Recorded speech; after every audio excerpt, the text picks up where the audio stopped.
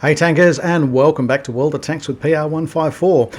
We're here on the airfield map watching aTinyMouse from the Lik clan in the tier 8 Polish heavy tank, the 53TP.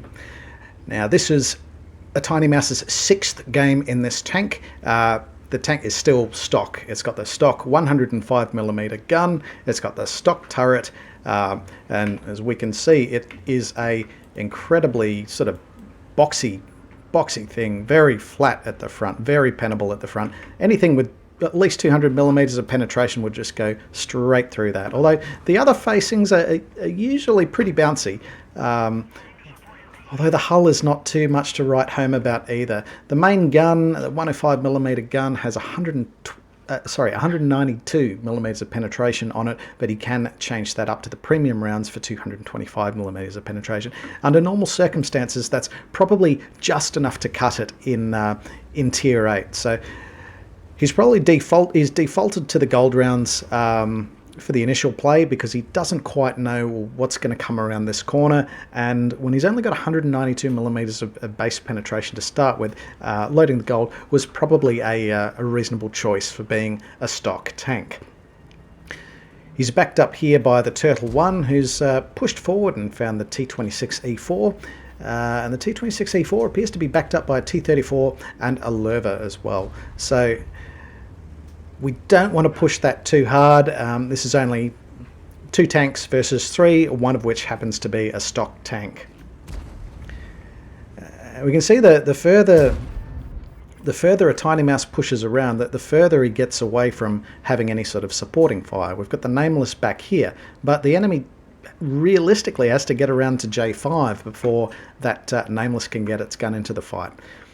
You can see the CS52 Lease and the T34-3 have sort of seen the enemy movements, and they have sort of come down to join them.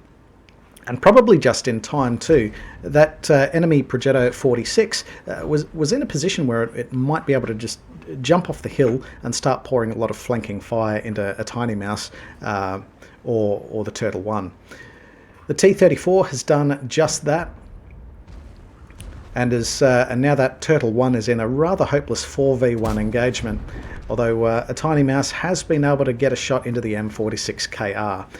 We can see now he's switched away from his premium rounds and he's gone back to the standard rounds, and I guess that's in anticipation that as the enemy comes around the corner, they're going to have fairly pennable facings, like lower frontal plates, hull sides, that sort of thing. They're all going to be sort of poking out. So aTinyMouse will be in a position to penetrate most of those targets as they come around. It might have been a different scenario if, in the case of the T26E4, it was fighting from a preferred hull down position. But in this case, he's got the Lerva with its tracks locked down. The Lerva is actually showing the side of its turret at the moment, which is a very pennable turret. The Lerva is a little bit unique in that most German heavy tanks, they're most pennable when they're looking straight at you. That's when the armor is the flattest. We know this from the way the cheeks of the mouse operate, where if you want to not get penetrated in the mouse, well, what you need to do is turn your turret about 20 degrees, which of course makes it quite difficult to shoot back. You're very much reliant on baiting shots. With the Lerva, not the case. As long as you keep your gun pointed at the enemy tank, then you're at your least pennable. Although there is still that cupola sticking up the top, and that we can see that's the weak point that aTinyMouse is able to successfully chase down and send the Lerva back to the garage. So what was a 4v1 engagement against the Turtle 1 is now, his odds have started to improve significantly. The T26E4 is still riding the top of the ridge. We can see that's now been backed up by the Rheinmetall Borsig Waffenträger. And aTinyMouse still has 3 tanks in front of him. He does have a lot more support now. We've got his friendly T26E4 and the Scorpion that are able to provide some fire support over his shoulder. So by playing this a little bit conservatively, by backing up, by baiting them around the corner, he can sort of be leading these enemy vehicles into a bit of a kill zone. So he suffered some tracking damage there from the T69, I think it was. but he's left the T69 and the M46KR both in a fairly vulnerable hit point position. We can also see the Rheinmetall Borsig Waffenträger is also on less than half its hit points at the moment. So the situation is starting to significantly improve for aTinyMouse. We're not quite able to land the penetrating hits on the M46KR. It still has a fairly good turret, and you really are chasing the cupola sniping weak spots in order to get some purchase on it. The T26E4 he's able to catch the side of where that massive shield on the turret. It starts to become less of a factor. Unfortunately, just managed to miss that shot. But in any case, the fortunes are very much improved. At the moment, he's just trying to work out which way to push. We can see the CS52 Lisa pretty well has the M46KR locked down at the moment. I'm not quite sure what happened to that T69. It's probably lurking in the back there somewhere. Most likely it is sort of lurking towards the back because the M46KR has decided to cut its losses and make a retreat.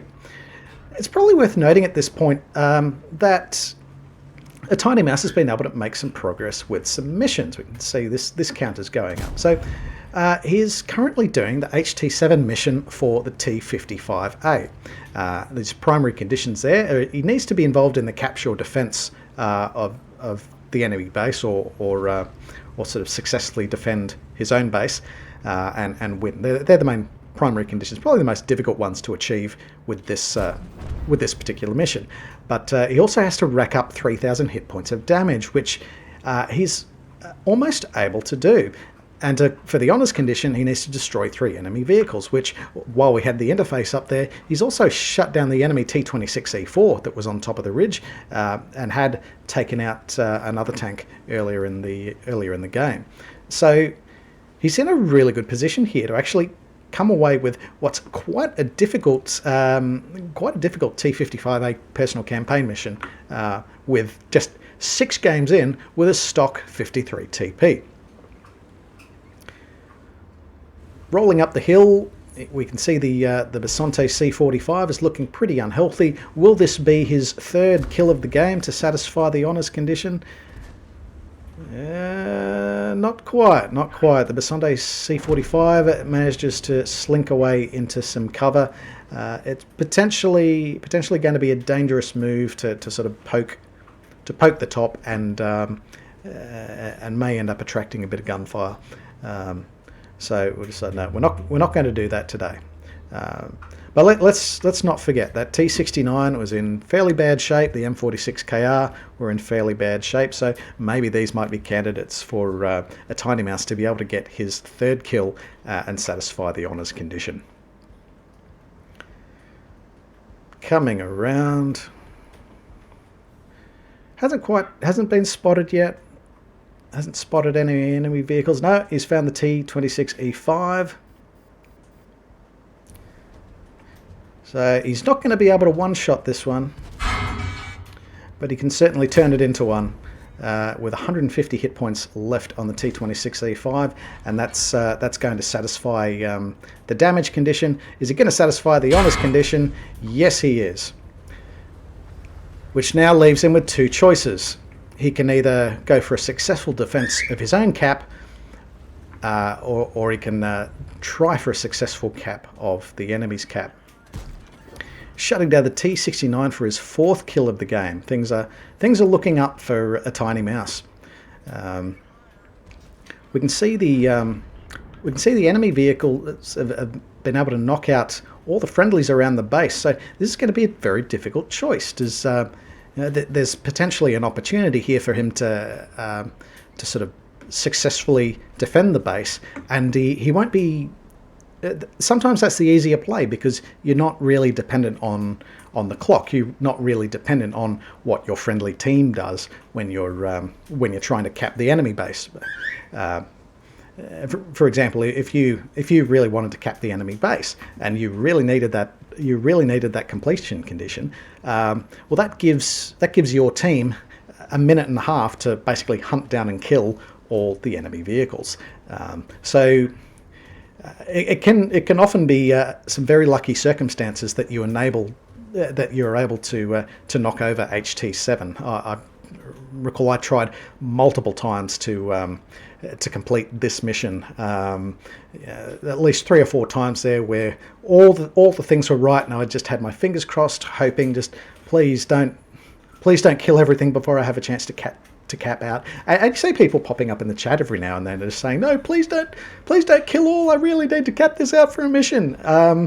But it appears that they're able to do that. They've got 3 on the cap, everyone's on board. We know there's at least 1 enemy vehicle that's capping out their base, but it's a little bit too late, too late for the enemy team, and that's victory for aTinyMouse of the Lick Clan and satisfaction of all the conditions for HT-7 for the T55A, including the honours condition.